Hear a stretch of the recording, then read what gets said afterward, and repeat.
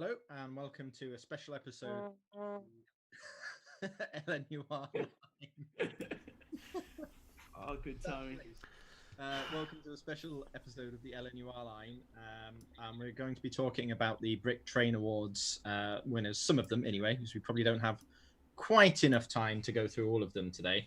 So I'm going to introduce some guests and members, and I usually forget to do this bit in the podcast, and we have to go back and edit it in. So see, Matt's going to be impressed this time. So LNUR members with us is Matt Dawson, who is our producer of the podcast. And I'm sure he has regrets in life now, having taken that job on. We've got Chris Miller as well. Hello. I was expecting more of a wave, but we'll go with that. Trace Pierce, who's our token American member. We have Nicola with us as well. Hi. We also have Sam, aka British Bricks, on YouTube and a couple of other platforms as well, who was the winner of the Best Global Lego Steam Locomotive Award as well. So congratulations on the win, Sam. Thank you very much. Very honoured. Good to be here. Thanks for joining us, because it is, what is it, about 3 a.m. your time? It's 3:18, so I'm so sorry.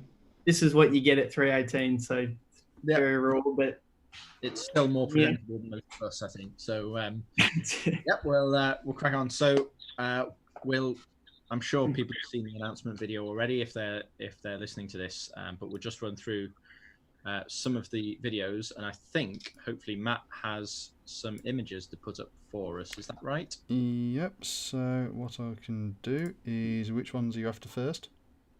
Global winners first. Global winners, right. Okay, that's... Well, I'll tell you what I'll do is, to make this easier, I'll just load up the website. Because it should be... make it easier. Or make extra work for myself.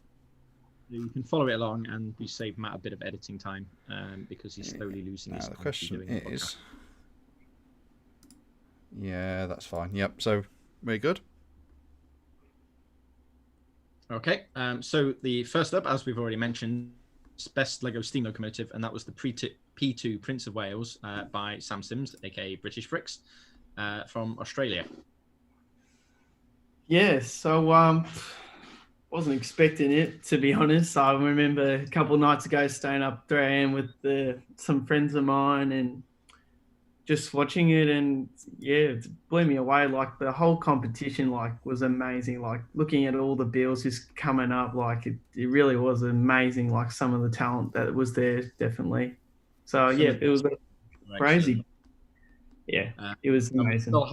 We still have quite a few more to post as well over the coming weeks. So I'm still going through and trying to organise those into some sort of system. Moving on, we've got Best Lego Diesel Locomotive, which Alexander Geary's model of the Bangor and Aroostook diesel won from the USA. Best Lego Electric Locomotive was an Alstom Pendolino ED 250 PKP Intercity by Polish builder Maciej Waldowski. And I really like that one. It's superb. If you haven't seen that already, it's well worth a look. Best other Lego locomotive was another Australian builder, Alexander McCook, and it was his narrow gauge climax geared locomotive, and that is stunning. So it does run on standard Lego track, but it's scaled differently to normal trains, and some of the detail on that is absolutely incredible. Best Lego passenger wagon was the Amtrak Amfleet 2 by Andy Tangeroon in the USA. Best Lego freight wagon was the GTX tanker wagon by Maciej Waldowski, who also won the Best Lego electric locomotive, and he was in Poland. The best TFOL model, we had some incredible entries from TFOL's Teenage Fans of Lego. And the global winner for that was the Japanese builder, Y Higushibata, I think it's called. That is probably totally wrong, with his JR West 125 series. It's a digital model, but it is a really nice capture of that particular model. Best group display went to the Aussies again. So that was Melbourne Lego Train Display. Melbourne Lego Train Club and their display. I think it was at a convention last January. And that, yeah, it's an absolutely huge module. So maybe the photo on the website actually that was submitted doesn't do it justice. That's half of it. Like, it is massive. It's only half of the layout in the photo because I had to crop it so hardly, and all of the individual scenes from the individual builders are really well done. The overall quality of each segment's really high, so that was a great winner. Best Lego individual display was the 2020 City by Tim Howell in the USA, and that was just a really nice, quite reasonably sized Lego city, but it was all custom models. There were no sort of modular sets in there, and it was just finished to a really nice standard. So I think that definitely deserved the win. And the final one we had was the best Lego structure, which was the blast furnace by Yvonne Strijbos from the Netherlands. And the photo there is a render, but it has also been physically built. I just picked the render because it was actually about the right shape I needed. But that was a really good selection. It was incredibly hard to pick winners from the regional finals there for each category we had. So we've gone through those. I can throw that open to discussion. So if anybody has sort of a favourite from the global winners, the P2 I think stuck in a lot of LNUR members' minds. I thought it might. Sam, you've run the P2. Like your YouTube video, kind of introducing it, was run on that Melbourne Lego Train Club display, right? Yeah, it was. That was really the first time we ran it, and it was amazing. Like, I didn't do a lot of pre-testing, but the first time we did it, it had no flaws whatsoever. Went super smooth. Got the video, all the shots. And then the second time we ran it, it fell off the table because someone had dropped a piece on the track, and that was that. That was like 3 hours of the show of me just sitting there trying to rebuild it. But keep it back together. Oh God, I'm so sorry. You're not a true Lego show member until you've dropped one of your trains on the floor. Oh yeah, that's so welcome. Thank you. Thank you. The PC's back to working order, right? It's still looking good, still functional. Yeah. Amazingly, somehow, yeah. It took a while, but yeah. Oh no! Have you guys seen the global winners? Like, taking a good look at these photos, there's a lot of techniques that I'm not familiar with. There's your reverse engineering challenge for the rest of the year, then. Well, no, I mean, like, specifically, I'm looking at the passenger wagon, that Amtrak Amfleet 2, and just there's a curve with those grilled pieces, and I don't know if they're using like a hinge joint or if it's just snots. But it's really weird but impressive to see. It is cool. Really beautiful. That, and then you check out the wheels too, where it's almost like they've been pulled out of that the axle box that's on the pre-built Lego ones. I think they have, yeah. It does make a difference because it's quite that element is quite a clunky part to use, and it kind of does the job to a certain extent, but definitely looks better for not having them. Yeah, and God, it just looks so clean. Guys, like, this is... Sam, your P2 is amazing, and you're in a neat fleet of individuals who I think have a similar quality to their builds. These are just really nice to look at. Yeah, you too. It's beautiful builds. Chris, do you have any favourites of those? I know there's no underground trains. Well, I think. I quite like the West 125 series, just because it's not like anything else that's being put on. I mean, Japanese trains and locomotives are a thing of their own in how they look. Yeah, really. And cool. they always have a very function over function over how it looks, yet they still have their own uniqueness to them. Yeah. No, and I mean the aesthetic on this, where they're using like the powder blue or the light blue tiles with the light gray framework, like it's appealing to look at while also knowing that it's aesthetically its own. Is it blue? I thought that color might be teal. It looks Teal, green yeah. to me. I'm colorblind, by the way. That's like that sand blue color, right? Am I wrong? It might be. It just looks green to me. I thought it was teal. Yeah, I think it might. I'd say I thought it was teal as well, but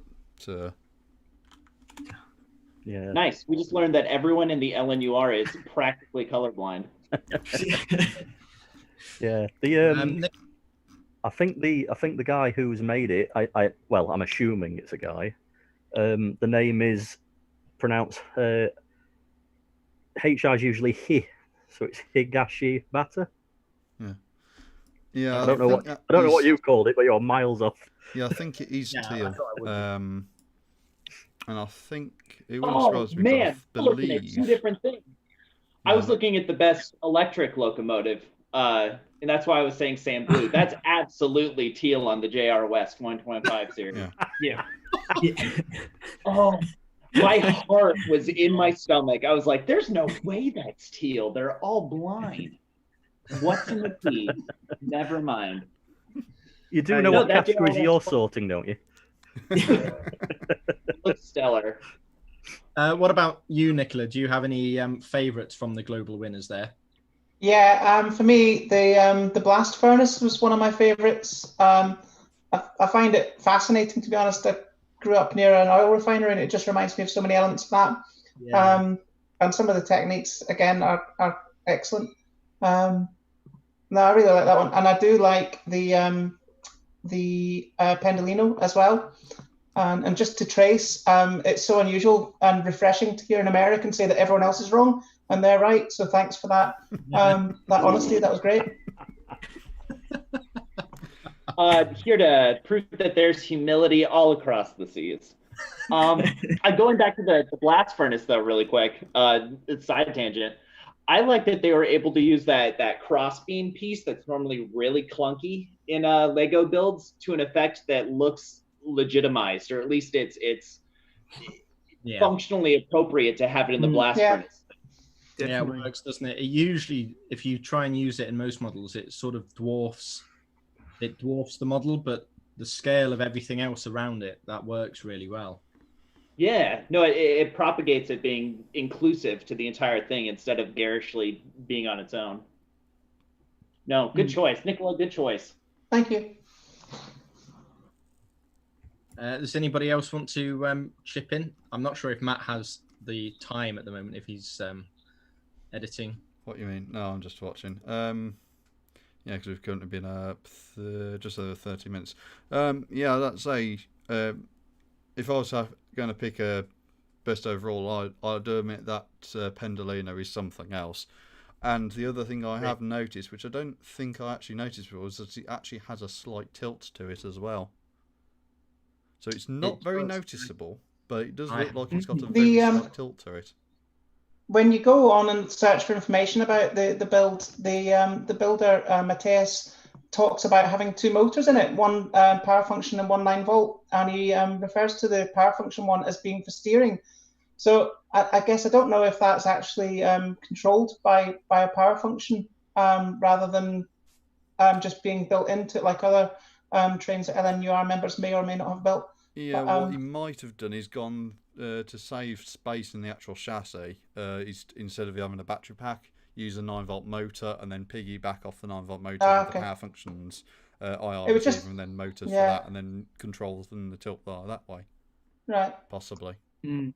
Yeah, I think you can see the 9-volt motor at the very front of the engine there. You can see a bit of light over there. I mean, that nose is something else as well, because it's very hard to get streamlined electric locos with the noses like that to that sort of quality and that sort of cleanness as well. Right? In fact, that's all brick built too, instead of being one of the secular pieces like on the Horizon model that Lego put out or some of the other locomotives. Maybe we should have had the best Snoz award, and that would have won that one. Have a lot of entries for sort of similar style European trains, and all of them had, the majority of them had fairly good solutions to the curved nose, because it's not just a curve in one direction, it's a compound curve usually, and it's angles going from different dimensions. So that's achieved something quite nicely. It's captured the prototype really well. I would agree with that. Are there any more we want to mention from the global winners, or should we move on to the European winners? Can I actually give one quick compliment to Sam really fast on his P2? I love how many uses for that pearl gold pail handle or bucket handle piece you found to use. Yeah. I love the frame to the window, but also the pipe work underneath, and it's such a clean build, Sam. Like, oh my Lanta. Stop. No, yeah. I have something to say on the P2 as well. God, and look at the brake rigging with the minifigure hands too. Yeah, I like the bucket handle ones. Like, I know I've gotten mixed reviews on the one for the window frame, but honestly, like, it was something that I think I stepped on or something funny, and one of the things bent. And I remember I had a really big problem trying to find something to fit in there. Like, I didn't know if I was going to use a sticker. Like, I've seen some people use little vinyl cut, but I honestly, it fit. It just went in so perfectly. Like, I just had to do it in the end. No, you did great. Like, that is a great solution. Yeah. Well, yeah, it works for it. So. Anyway, we can move on now. That was my piece. Thank you, Chase. Chris, I think, had something. Oh yeah, on the P2, Sam, nice loco. Thanks, Chris. Moving on. With that note, we'll move on to the European winners, and because LNUR makes very little sense most of the time, we're going to have our token American member, Trace, who does build British locos, run us through just a handful of some of his favourite European winners from the Brick Train Awards. Well, thank you, Richard. I appreciate being tossed the torch. Let's start really quick with the best steam locomotive. While we're talking about noses and the front of engines being really smoothed out, streamlining is something when I build I will not touch. And so being able to see this done so elegantly on the best steam locomotive, the German Express train locomotive BR05-001 by Thomas Wappler from Germany. It is gorgeous to look at. And then using the 1x2 tiles with the grill on the sides in order to kind of simulate that same streamlining over the wheels. It's very well done and incredibly elegant. Plus, it looks like there's light bricks on the inside to keep it going as well. The technique used to hold those deflectors above the chimney look phenomenal too, and I cannot deconstruct it in my mind, so I really want to take a crack at seeing what happened there. But it looks great. Fantastic model overall. Second thing I'd like to draw attention to is our best TFOL model from Europe. Oh, shoot, I can't pronounce that. Which one? Øresundsstuget. Oh no, I'm so sorry, Nikolai Neeson. No, it does sound about right for Øresundsstuget. Perfect. So we'll use that. From Denmark, I love the fact that this photo that was being used as the example not only shows the completion of the build, but also shows some of the techniques he used. The snot bricks on the side, layering the different levels where the bricks kind of sit against each other to still make a complete frame. Plus, again, it's all smooth edges. It looks really elegant. Presentation's top notch. And then the last thing we'll draw some attention to, I think the best individual display by Odense Benegard from, oh man, I cannot, I'm American. You could have picked much easier models with much easier names, couldn't you? Yeah, give me Cleveland, give me Baltimore. I can't read Odense Benegard to save my life. But from Dennis Thompson in Denmark, when you think of a station, I think brickwork is a very commonly used technique. Here, using I can't tell if it's dark brown or the reddish brown, but that interlaced with the seafoam green or the sand green looks so nice and clean, and the earth tones against the backdrop of kind of this metropolitan looking station with all the details on the display screens and the advertisements on the waiting plaques. It's very, when you think of a station, when you think of a build that's going to encompass what you want in your railway, this is a presentation piece that's never going to be overlooked. And I think it really, it stands a notch above some of the other entries I saw, and I'm very happy that he got it. It is excellent. It's really well scaled, and it does look, some of the details on the platform, like you mentioned, the adverts and the station, the platform announcement screens. It's just really well scaled. It looks the part. I think so as well. Yeah.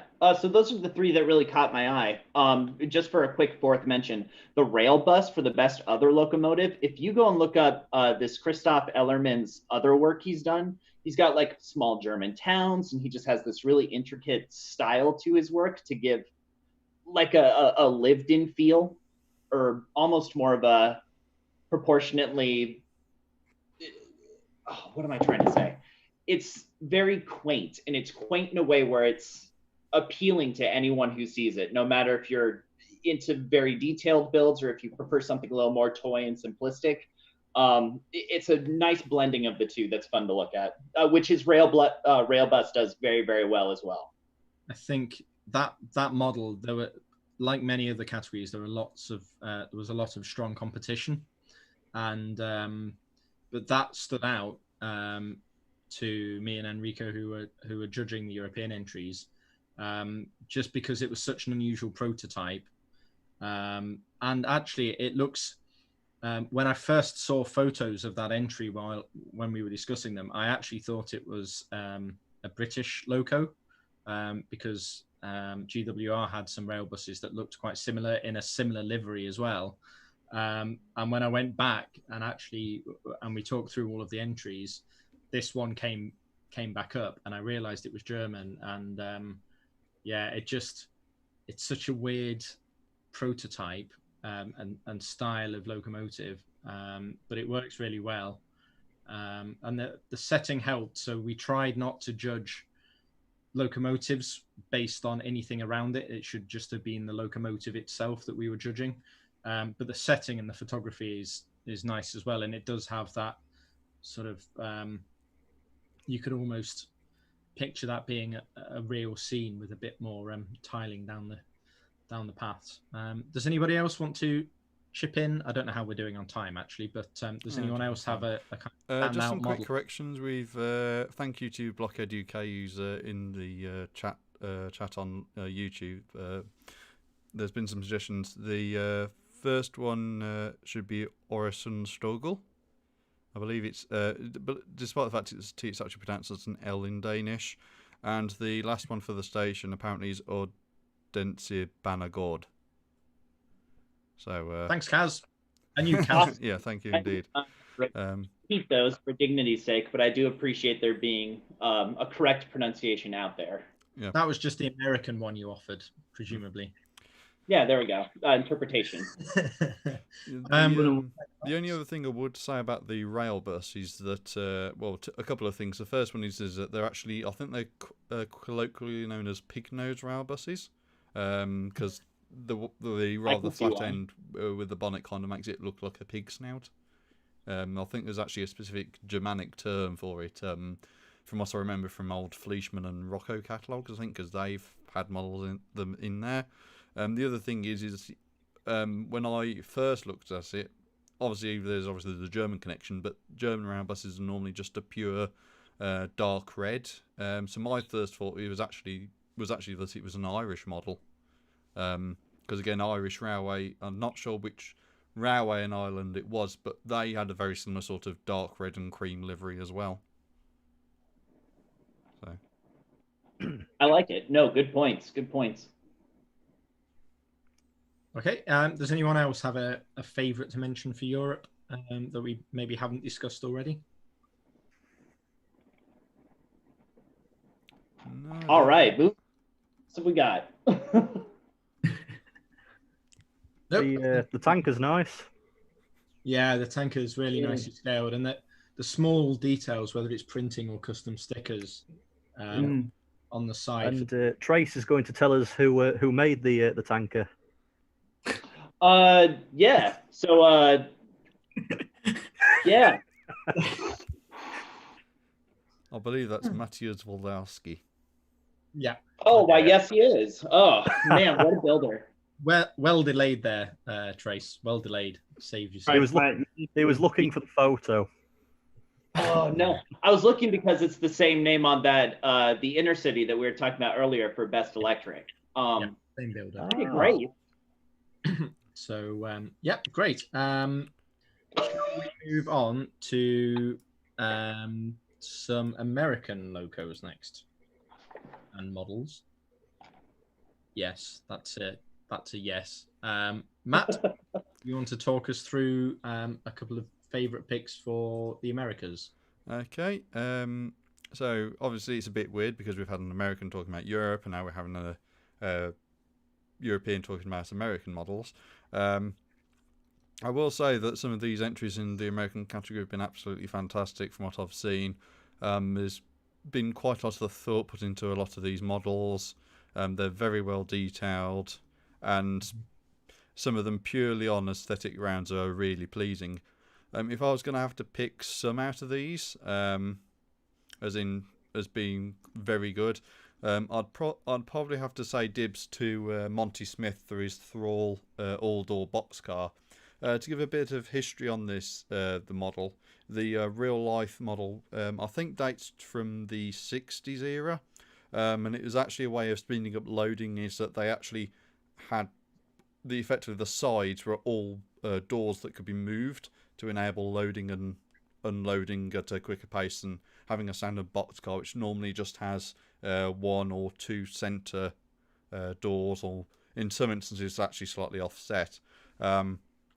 As it's a really well done model. Monty's actually, I think only the past year or so, actually converted to 8 wide, so he's actually based on 6 wide before. So he's obviously, this is, I wouldn't say one of his first freight cars, as you would call it, to move to 8 wide, but he's certainly shown off that moving from 6 to 8 allows a lot more detail, and there's certainly a lot more detail in there. And it's just that there's quite a lot of good parts used. So for the door rail runners, for example, he's used minifigure hands. He's used for the lock, he's used the lever. And it's just quite a nice lot of colouring.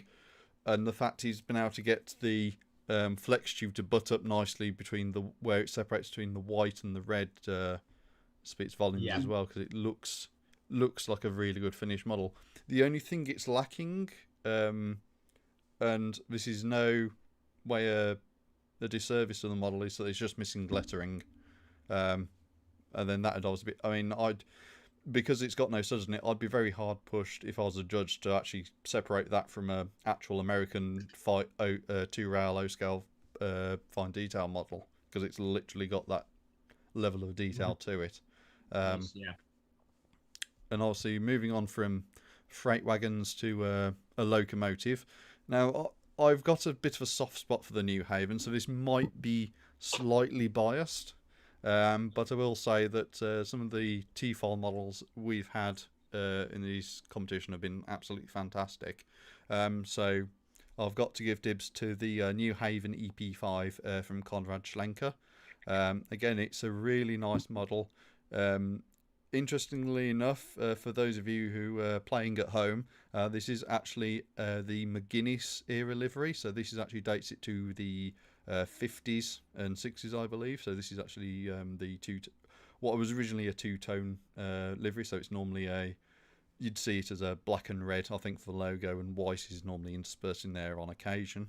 So again, it's got both sets of pantographs. So you have the standard ones either end, and I think it's I'm not sure whether it's the New York Central one, but there is actually a second set of pantographs second pantograph on there, and that's actually specifically for a different voltage system. So there's been quite a lot of thought put into the model as well. And it's also got the New York Grand Central Terminal pickup shoes as well on the bogies, for those wondering what that little detail is there. Moving on to structures, obviously there's been quite a lot of displays. You've got the Texas Brick Railroad, the city display from Tim Howell, but in terms of structure, I've really got to give dibs to the rural Frisco depot from Bradley Klusnick. It's quite a well detailed model. It's got a very nice clapperboard sort of effect, which I believe is just from snot bricks are stacked up on top of each other, because you've got that just slight differentiation between the lines. And it's a really nicely detailed model. You've got your signal on the platform. It just oozes atmosphere and detail, and there's been quite a lot of thought put into the model. And in actual fact, I will give dibs to Brick Model Railroader, because they actually went through all the American entries and gave some thoughts about what they would pick. And again, they actually went into the fact that Bradley had actually put a lot of research into what actually makes the station. So it is, although you wouldn't necessarily pinpoint it to a specific location, you've definitely got the feel that it is a Frisco Railroad depot, and it's got all the details you'd see from a rural station like this. So you've obviously got the passenger side towards the picture you'd see on the website, and then you've got a mails or freight section towards the end. So, and it's literally just, although as a station on its own, you wouldn't pinpoint it necessarily as being a station, because it's got all the nice sort of aesthetic to it. It's got all the nice scenery bits. It really does, I think, elevate it to that next stage of being a really good model. Okay, thanks, Matt. Does anybody have any other favourites from the Americas section? I'll just quickly say I just was in love with the Trolley 153 by William Fong. I honestly think that is such a beautiful build. Like, honestly, if you just look everywhere on it, like, he's got parts going in every direction, and like, the whole Lego math of it, like how he's fitted everything together, he spaced it correctly, so it's fit. Like, I can't see a gap in sight, really.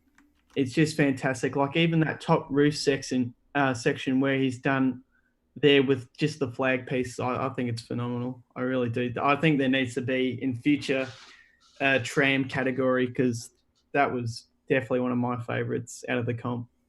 We did get quite a few trams, particularly in Europe, and some of them are really superb. I think didn't a tram win the Asia Cat and Tram?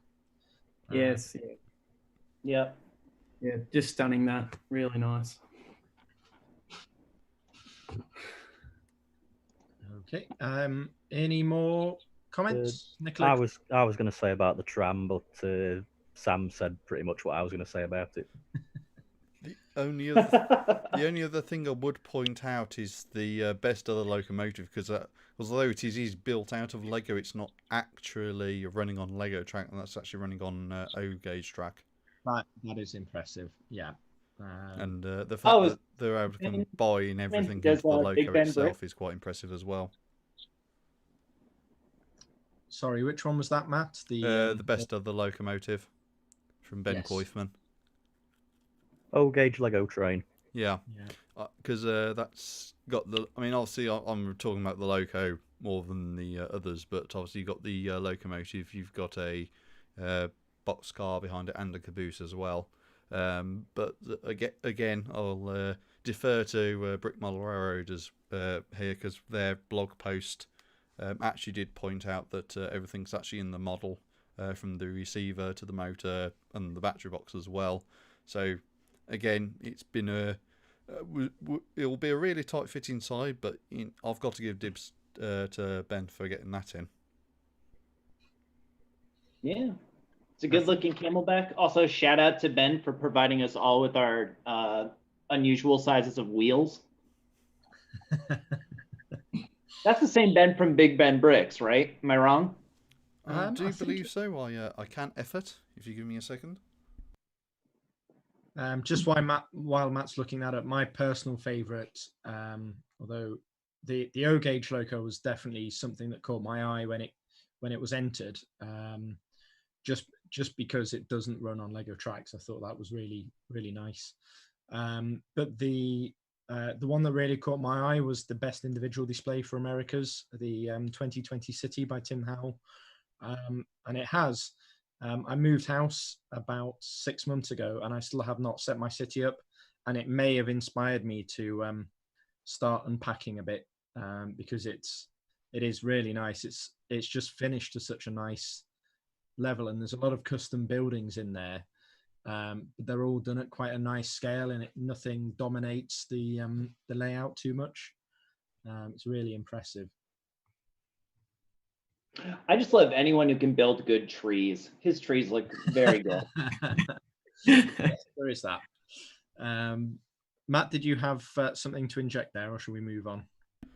Yes, Ben Koifman, to actually mark correction, isn't the one from Big Ben Bricks. I think that's Ben Flesks. Or Flesks. My apologies you're right. for the name. And Ben Koifman's actually Trained behind Trained Bricks, which actually produces the 3D printed custom side rods and valve gear. Right. You're right. Sorry, they're both on my PayPal, and I got confused. We need fewer Bens in the hobby. Sam, do you have any sort of favourites from the Americas? Yeah, like I said, the tram seriously I think is gorgeous. I love the extra Mikado too. Love my Mikados. The Chicago, Burlington, and Quincy class 01A. Yeah, that was really, really nicely done. Great render too. I think that's something to take note of too. Like the presentation's really nice. Yeah, with regards to the Steam Locomotive, I was actually a bit confused because there's actually some tan there, and I was just a bit confused about what that was. So it actually turns out there's actually the cab curtains when they actually enclose it, I believe, to actually keep heating during winter months. So it's actually quite a nice detail that we've not normally seen before. And normally if you're doing cabs, sort of like curtains or something like that, you'd possibly use a piece of fabric, like the tent fabric or something like that, or like cake cloth. The fact that they're actually brick built is something else, I would say. And just to point out as well, that it actually has been built in brick, but the render I think just pops a bit more for the website. Probably, I'm all about the pretty, so I picked what I thought was the prettiest image from those submitted to the website. Lovely. Okay, shall we move on to the Asian region? Yeah, let's do it. Yeah, we've put Chris in charge of this. So, Chris, off you go. Do you want to go through 3 or 4 favourites? Well, you mentioned it a few minutes ago. So, the best other locomotive, the Sapporo City Tram 240 series, who I believe is by Katsuaki Matsubara. I just love the use of the green. This is where you'll tell me it's blue. No, is it actually green? Not deal. It's green. Fantastic. Right. Yeah, I just love the use of the bright colours. I also love that it's got like a really cute little face on the front. driving along as though it's not quite had its coffee yet and it's just woke up. It does feel quite, the model, it feels quite nicely proportioned. It does. Yeah, it works really well. Is it a 6 wide? I think might be a little bit wider, maybe a 7. It's like 6.5, but it's nearly there. Yeah, I reckon that's 8 almost, because you can see at the top on the roof there, they've used those Lego City like car roof pieces there. If that's what that is. Oh, that could be 8 at the top. Oh yeah, no, you're right. Great, good spot. Yeah, nice and you're right. smooth. Oh, yeah, I like those wipers that are done with it, as well as this the side view mirrors. Oh, they're very clever. That's a lot of armatures sticking out from the front of the tram. I mean, you could argue it's 11 wide with those poking out. Listen, sir. Not a sir, I work for a living.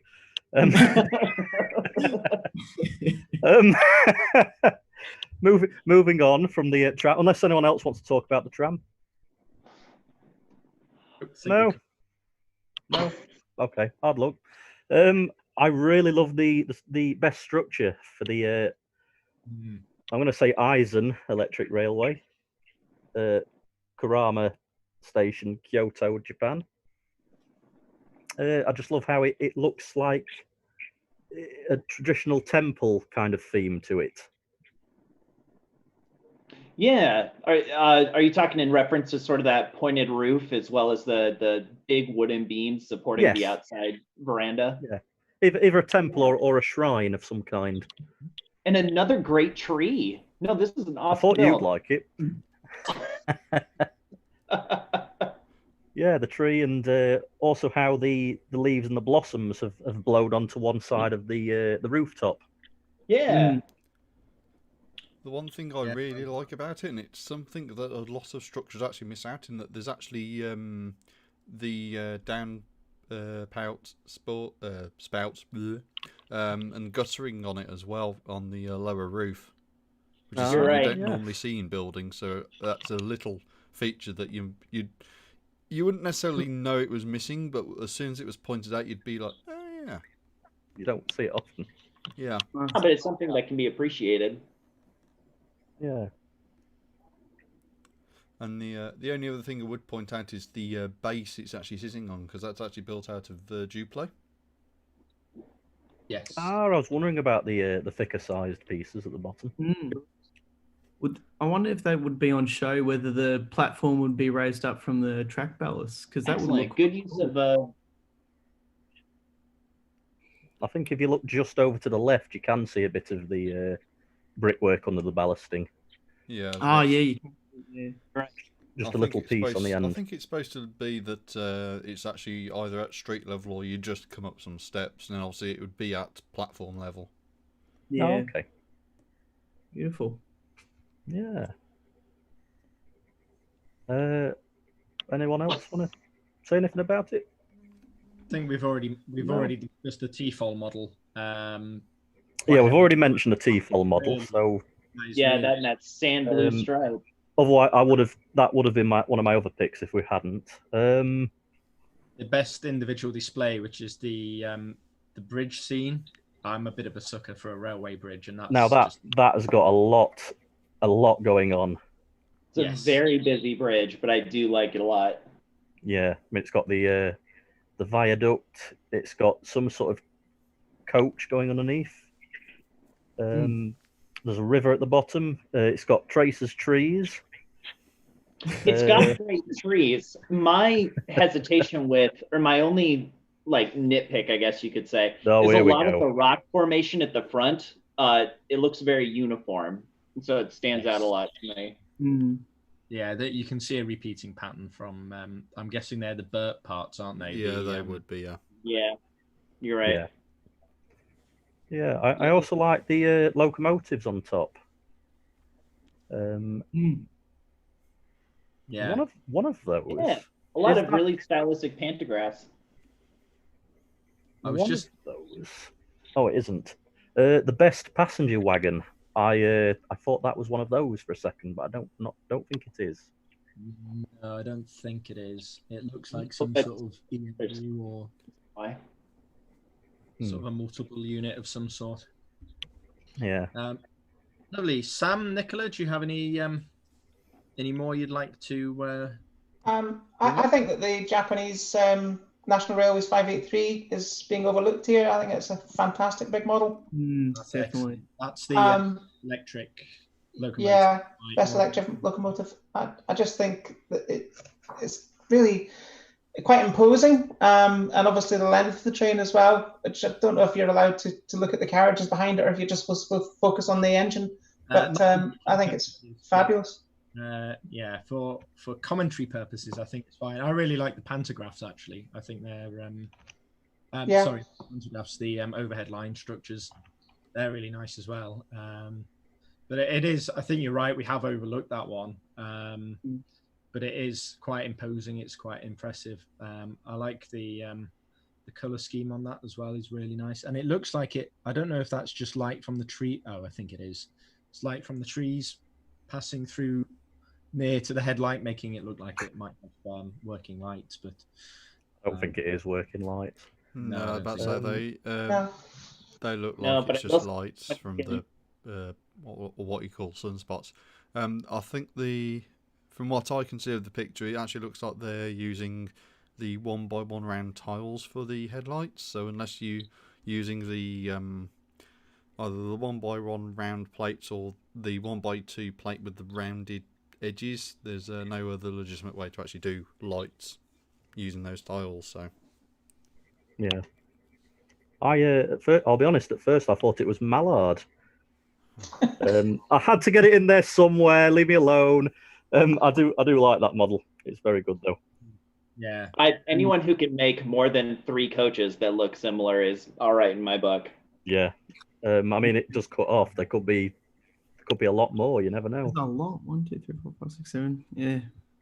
Blimey. Just the front part there of the Loco, like just the subtle shaping, how it just slowly starts to round at the top and just goes outwards to the rest of the carriage. It's just fantastic. Like, you just see like the subtle lines where it breaks it up, but visually it's just so nice. Like, you can appreciate that at any show, and just, you know, hats off to him for doing that.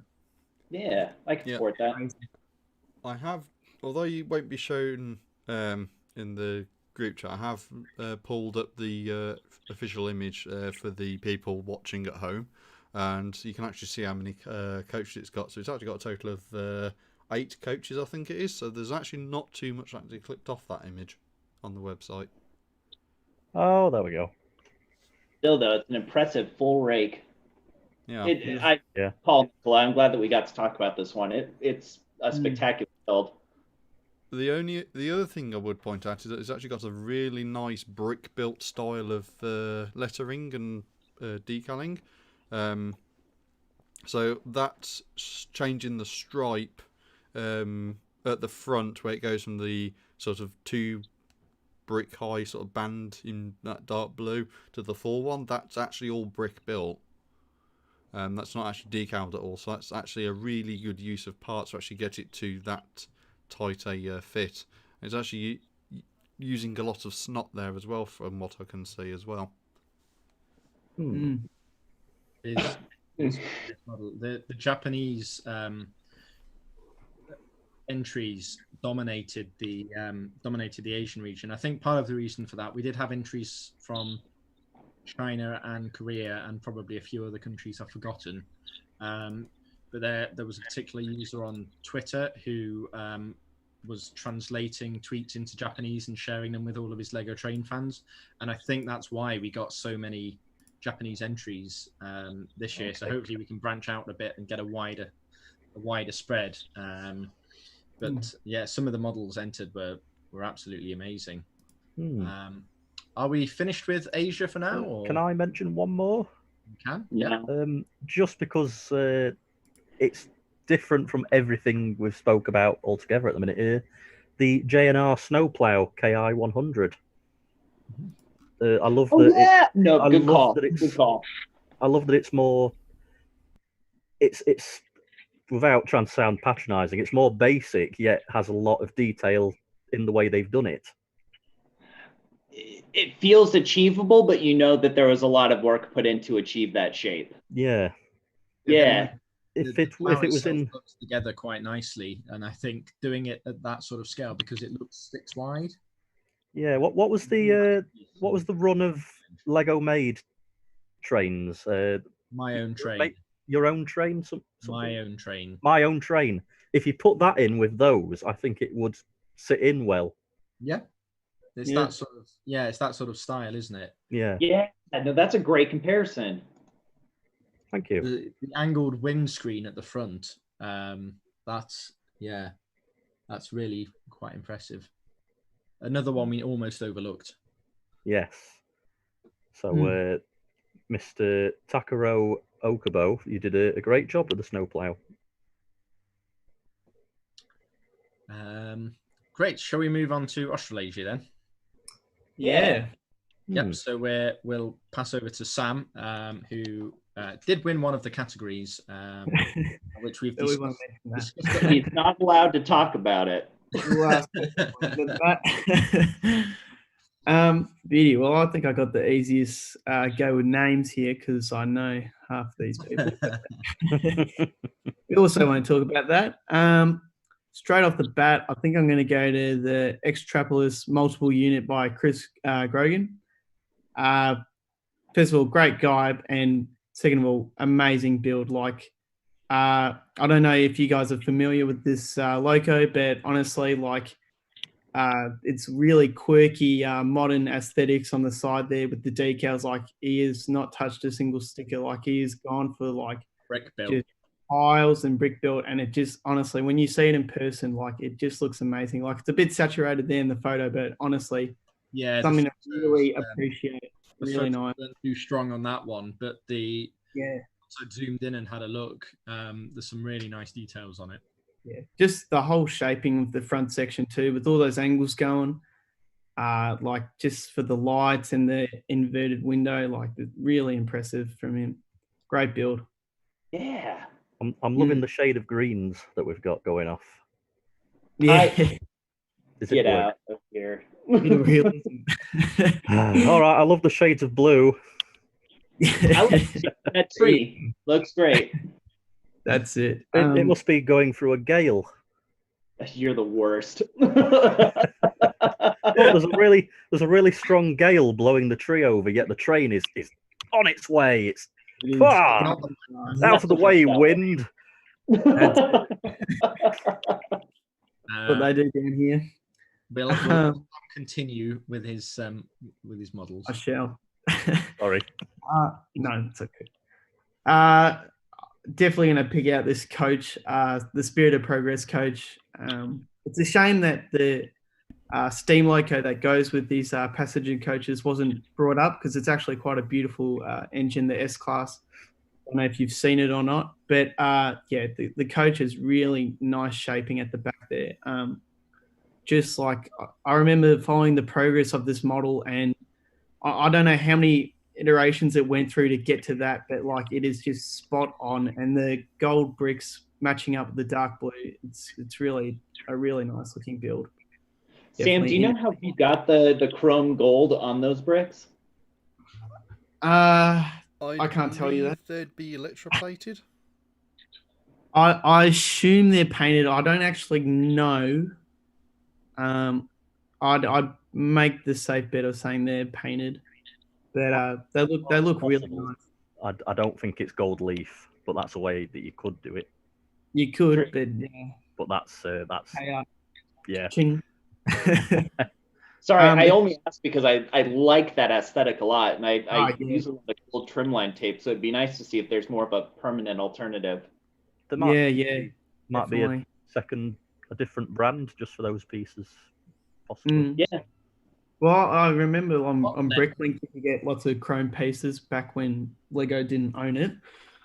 But yeah, it's a shame you just can't see the back of the coach, because like the work there is even more impressive. Like how he's got this little I don't know what the technical term is, like just the walking through section of the coaches between, and just the way it like pivots around curves, like it really makes the coaches look flush together, and it's really nice. You mean the diaphragm? Yeah. You guys want to talk about a rake of really impressive coaches, as well as the engine that's attached to it. This whole Spirit of Progress train is gorgeous. It is. It is really amazing, especially in person. Like, it just blows your mind. I think they've got photos. They've got videos and photos on their Facebook page, which is Victorian L Gauge Railways, and they might have a YouTube channel as well, or some of their modelers are on YouTube. So I'm sure you can find those. Yeah, I think Tonus has posted some. That was by Tonus Davey, by the way. Sorry about that, Tonus. Yeah, it's a beautiful coach and a beautiful train set. Yeah, no, I see what you mean about the back end of the coach too, having a lot of detail too. No, this whole thing is gorgeous. It's amazing. Like, and just the color scheme too is just it's so nice to look at. Really nice to run to. I think I'm gonna do another best individual display, only because I've seen this one and it really is like crazy. Like just by the roundhouse there, Damien. Oh God, greats. Something along the lines. Trace, help me out. Let's just say it's really great. Borgen shirt. That's it. Yeah, really nice. Like I know it's a lot of track ballast work, but just the whole like narrow gauge and broad gauge work there. It's just really cool to see like it all come together, and you get two clashes of two different types of locos. And the roundhouse shed is really nice. Like the roof detailing with the grading there is really cool to see. The locos, I know they don't really count, but some gorgeous builds there, and so is the rolling stock. Really, yeah, really, really accentuate it. It works really well together. And what I liked about this actually was I think Damien's a member of quite a few Lego Train Facebook groups that I'm in, so he was posting kind of progress shots as he was building, and I started off thinking, I mean, it's an ambitious project. Maybe he's a bit mad, and it come out so nicely. The mix of narrow gauge and standard gauge works really well, and the turntable and the roundhouse itself. Like you can say, like all the engines and all the rolling stock is like really nice to look at, but it's that backdrop that really makes it stand out. You know, like it really helps. And when it's in night mode, like when it's all lit up too, it just looks crazy. It's so cool to see. Really nice build. Man, I see a full bank account though for all those earth tones. Those tan coats are not cheap. It's an ambitious build. What's really good is if he gets designer's block, he can also have a lovely game of chess on top. Couple of games going. Nah, really, really great build. I think I can see a tree, Trace. Do you want to I was just about the tree? It. Great tree. I was just about to point that out. It looks so good. It does very nice trees. Beautiful gum trees. Any more picks there, Sam? Or I'll bring up again the global winner for the best other loco, Alex's narrow gauge Climax. It is a really like amazing model. And I was talking to Alex just after the awards, and he was sort of like, oh, I'm so surprised because it was from 2014 or something like that. I was just like, the way that it's aged is just fantastic. Like you look at that build and it's flawless. Like the amount of detail, the shaping, it's just crazy what he can do, really. At that scale too, it's obviously a bit more easier. You've got a lot more room to work with. But at the same time, at a bigger scale, you have the chance of making it maybe a little too basic, and Alex has definitely not done that here. It is really the space with quality, and I think he's really done that. Yeah, for sure. It's a really great build to see. That valve gear is crazy. There's so much technic work going on. He's a freak, Alex. Like he can do anything, honestly.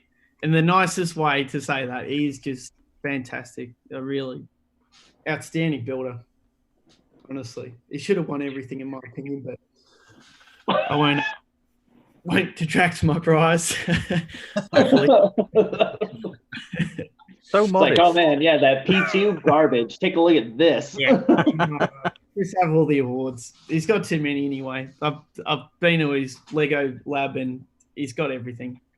It's just I mean, the Flying Scotsman was always going to win, you know. Oh yeah, Flying Scots. That's another great model of his. He's got so many. I was commenting about yours. Chris has a habit of purposely misnaming locomotives to upset train fans, which works quite well. It is quite effective. And it's brilliant. Face as well. I like that. I'll work with that. Yeah. Must use that. No, great build. Thanks, Sam. No worries. Really superb. It's definitely worth a look. Nicola, do you have any particular favourite picks for Australasia? You're muted at the moment, I think. Go. Oh, you were quiet. Yeah, so my two favourites, Sam's already mentioned them. There's best electric locomotive, the Extrapolis, and the best individual display as well, which is the Roundhouse. Love both of those models. They really stand out, don't they? Yeah. They're both excellent. I think one of my favourites from Australasia was the default model, which was the K-class locomotive by Oscar van der Bogart. I think. Yeah. From Australia. That was really nice. That's actually, I probably could have picked a slightly better angle on the photo for that one in retrospect. Yeah, like we've been saying, the standard of modeling from the teenage Lego fans is just mind blowing. Some really I higher. Yeah, well, for the funnel. Yeah, it's just to say too, like that is a really complex loco, like in person. Like it's got crazy detail and like constant changing shapes in the bodywork. So like he's done a really fantastic job there. It's really nice to see. Yeah, I really like the idea of using the minifigure pot for the headlamp. Oh yeah. Yeah, that's great. Stellar idea. No, there's a lot of really neat, intricate detail happening with it. I'm really curious about what that diesel is behind it as well. Diesel? Looks like, or the electric, yeah. You may have entered that as well, and I think it's some sort of diesel or electric rail bus type unit, but I can't remember. Okay. Not to take away from the K-Class, which again is a fantastic model. I love the way those deflectors are done, so that there's just an even curve up there with that 1x1 rounded tile. Really smooth. Nicely done. Any more for Australasia? I really like the NY Grand Central Station. Yes. Oh yeah. I'm guessing that doesn't mean New York. Where's New NY? No, yeah, Grand Central Station, New York. No, it's Another York, apostrophe N. Okay, yeah, that's an awesome build, and the guy Nino, who's a good friend of mine, he literally built that in like less than a month, like a week before the show was on. I don't know how he did it. He must have lost sleep. I mean, where do you even begin with something that size? He smashed that out of the park. Just the roof too is phenomenal. The roof is really nice. Really nice build. No, I love a skylight that lets that natural light in, and it just really works for his shadowing. Just because there's all these different intricate bits inside, like the archways and the support beams. Yeah, like the track pieces he's used, and he's not done either. Like he's said he's going to keep building it, making it bigger, like a whole module. So it'll be awesome to see when it's done. Wow. Yeah. He's crazy, but he's amazing. Look at it. That seems to be a theme in Malaysia. Yeah, that's it. Crazy but amazing builders. There were some just incredible models there. Okay, well, I'll look at my plan. Believe it or not, we did have a plan. So I think we've gone through all the models for the world. I guess we've got a bit of room to discuss, unless Matt shakes his head right now, to discuss some other models. But before we do that, I will do a couple of shout outs. So thank you to Matt for all of his help with the video editing and things for the Brick Train Awards, because I could have done it myself, but Matt probably did a much better job than I would have done. And thanks also to the judges. So that's Kale and Glenn from BMR in the US, Ryan Evans for Australasia, Maseo for Asia, and I'm also thanking myself now, Richard and Enrico, for Europe. It was a really hard contest to judge. We had a very high quality of entries and also quite a high volume of entries. So we had probably more than we were aiming for the first year. We had 732 All right. They were roughly split about 40-60% between emails and forms. So the form entries were slightly more popular, which was a little bit annoying because it was a lot harder to actually look at the entries in the forms. So we need to rejig that and a couple of other things next year. And that does bring me on to the news that it is returning. It's already been posted on Facebook. So the Brick Train Awards 2021 will happen at some point in February or March next year to give a bit more time for the October challenge. And where I think we've got the format about right, but I think some of the categories we could maybe change around, and we might be looking at restricting the entries to models built in the last 2 years. But that will all be announced in due course because we still need to discuss that. So thanks for all of the interest in it and all of the entries as well. It's been really great seeing that because we're all a little bit bored, stuck at home in lockdown. So at least we got to see some cool Lego train models that many of which I'd never seen before. So that was really great. I'll pass it back across to anybody else who either wants to bring up a model or something about the awards. One quick question I did have, Rich. How many entries did you say there were in total? Was it 732? 732, yeah. 32 or 42? 32. Right, say, because I've just done some quick maths. So obviously there's 10 categories. There's 4 different regions. That equates to 18.3 entries per category per region. Averaged out. So averaged out. So some entries, I think one entry, one category in a region had very few entries. Yeah. In the group, I think that was the group display. And I think in future, one of the changes we could potentially look at is the group displays. People probably there aren't many group displays because there aren't many train groups in a particular region. So that might just become a global award and awarded globally rather than going through the regions because that makes sense. But yeah, there are lots of things we probably want to tweak. We've just got to find time to sit down and talk through them and work it out for next year. True. Was there anyone who won by default by being the only entry in a category? We didn't want to tell him, but it was Sam. You ruined it now. Well done, Sam. There was one. I think it was a group display. Wasn't that the one for Asia? Possibly. Sorry, not to finish their winning or anything like that. I was just curious. I think it was the Americas category, but that wasn't the category I looked in too much because I already had enough to do with Europe.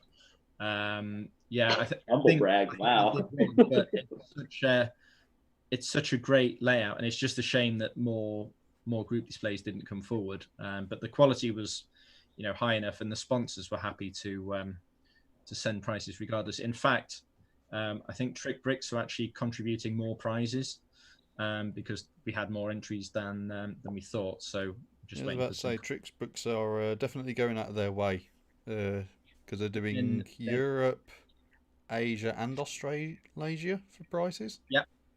Wow. And they've been really helpful. So it's not only the prizes and their products they're sending; they're covering the shipping for some of the other prizes we've delivered there.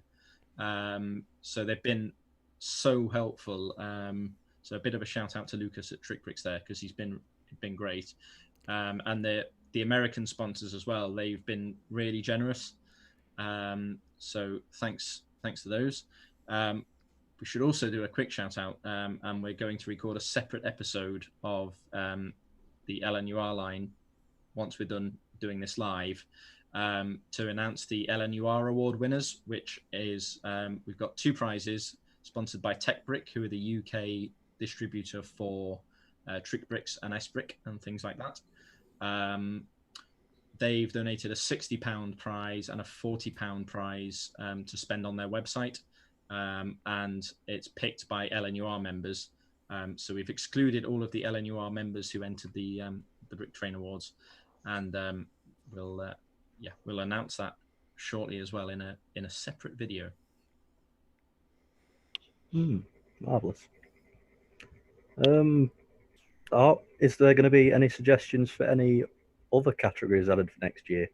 Yep, we could next maybe time. go around and ask what category you would enter. I think one thing that I think we were discussing in the Lego Rail Facebook group with, I can't remember who it was, but they were saying actually the categories this year, they do kind of exclude a certain type of builder. So yes, the kind of older style builder, not underground. We don't care about underground, Chris. The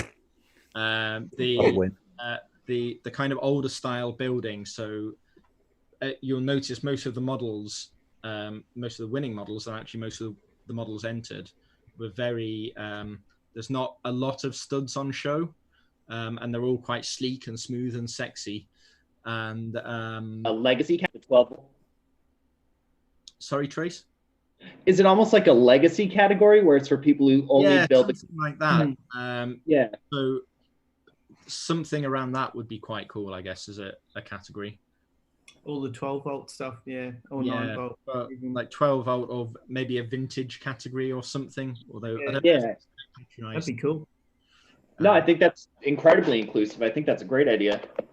But there are some really superb layouts. And I guess as well, what the Brick Train Awards have highlighted is the variety of mocks and custom models. So for obvious reasons, we didn't include, you can't submit a set or a collection of sets that you've built. And I think that's something we probably want to keep. I would agree.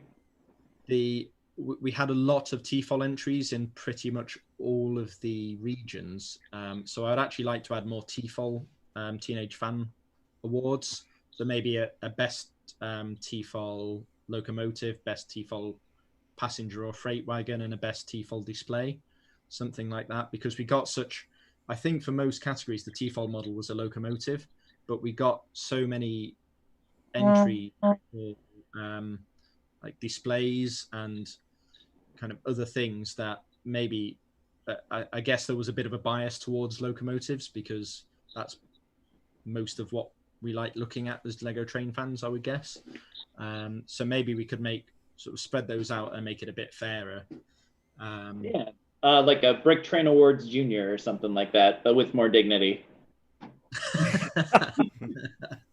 Yeah, maybe.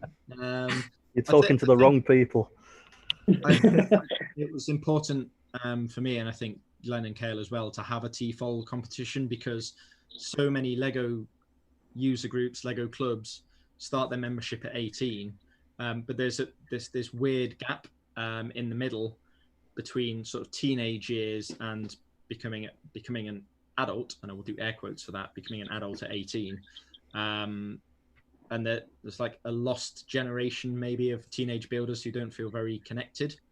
And we don't want to lose that interest or them not have any support that. Yeah. Which is why LNUR now have a TFOL club for members aged 14 to 18. But we're going to cover that in good plug, yeah. And get Levi on as well, who is the new chair of that part of the club. But that's another podcast entirely. Yeah, any more ideas for categories, Nicola, Sam, Matt?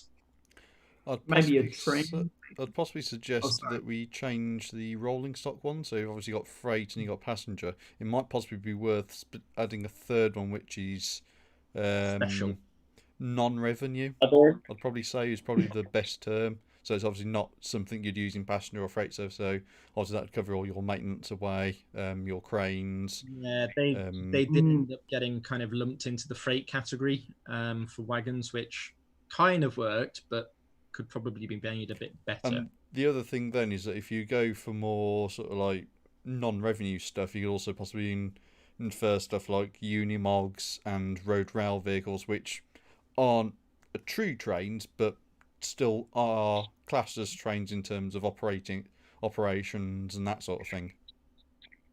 Yeah, that's a good idea. I like that, man. We might have to go begging sponsors for all of these hundreds of awards that that we're going to come up with now. What Sorry, about, Chris, what did you want to say? what about one for metro and subterranean vehicles? No, we don't need that. You don't need Glasgow subway entry. I mean, we only had 730 entries. We could have had millions. All from one person. Yeah. I mean, if you don't want to take this seriously, that's fine. But I'm going to keep bashing on about it. Yeah. Glad someone's championing for the cause. What a rough start. I mean, you could call it underground and metro, and then it could also be the above ground stuff that no one cares about. You know, to make it fair. But Well, maybe like a tramways one, because it could go with the trams. Yeah, it could be light rail, trams, and metro, or monorails even maybe. Yeah, they could. Monorails. Yeah, we did get some. I think we did get some monorails submitted, and probably other locomotive. But obviously none of them ended up winning. Fix. It probably is favoured in terms of proper trains, proper sort of standard gauge trains. How about a category which is open to bribery, and the best bribe wins? I am totally up for that. Yep. I'm up for that. I'll be the judge for that one. That won't work because all Lego train builders are pretty much broke because all they do. That's why it'd be so extra special. Preach, Sam. Preach. It'd be like, and John Smith has won. He bribed us with 3 cans of John Smith's beer. He had to drink one. He was thirsty. Yeah.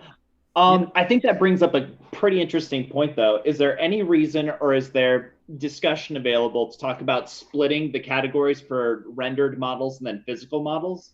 I saw a point of contention on that. But that would double or just about double the number of categories. And I'm not in some categories. I'm not sure we'd justify having a separate category for rendered entries. So right. I think there was probably a bias towards real models winning anyway, although quite a few renders did get entered and win. And particularly, I think it's particularly important for us to allow renders because not everybody can afford the bricks necessarily, and particularly for the T-fold categories as well. Being able to submit a render when you don't really have any income is a bit more inclusive. But I can see what you say. Some people don't like renders. Shout out to Pete there, who just grumbles anytime a render is posted anywhere. He's the world's biggest hater of renders. But I personally don't mind them. I think I understand the argument that you can build something in Studio or LDD, which technically maybe doesn't fit together. In the real brick, but I think to be inclusive, and that's what we wanted, to get more people involved rather than fewer. So the renders is kind of an important aspect. For some, it might be worth splitting, maybe. I think if you're going to include renders, what possibly might be suggested is that the files used in the render are made available for judges' examination as to their I wouldn't say realism, but buildability, if that's a word. So how good they are to build, if there's any stability or structural issues. Because in theory, in practice, the judging took long enough without having to go through all of that. So sounds like you need some assistant judges. I will say maybe. Well, I have some potential new judges for Europe next year. So it was hard work organising, so I might just step back and let some other people judge next year, which hopefully means a different, what has won this year maybe means having different judges might mean that a different style of model wins. Not Undergrounds though, Chris, sorry. None of these will have won. And so one one thing which was noticeable for us as a British or a UK Lego Train Club was that no British modelers won. Obviously, Sam's P2, which was a British Loco one, but none of the British models won. So that might change next year if we have different judges. But we'll I have two in mind who have both said yes preliminarily. So I said no. We'll announce them. Probably because you weren't asked. Yeah, great. Nicola, do you have any ideas for categories which are more sensible than Chris's, which admittedly is not hard?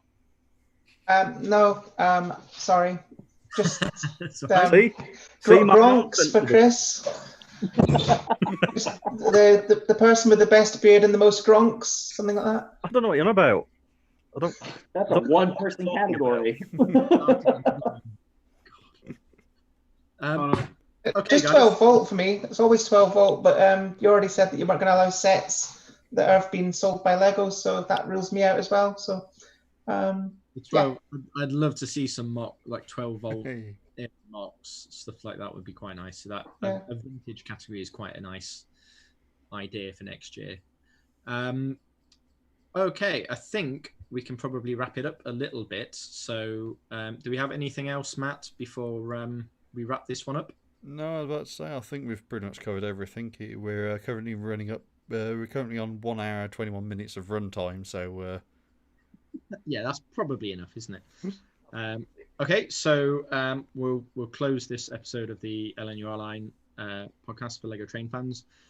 Thanks for listening, and thank you to our member speakers. So that's Chris, Reese, Matt Dawson, who was also producer, and Nicola. And thanks also to Sam, aka British Bricks, for joining us from Australia. Are you off to bed now, Sam, or are you going to stay up for a little bit now? You know what? It's 4:38. Might as well just keep going through the day. You might as well. You're awake. No one's up.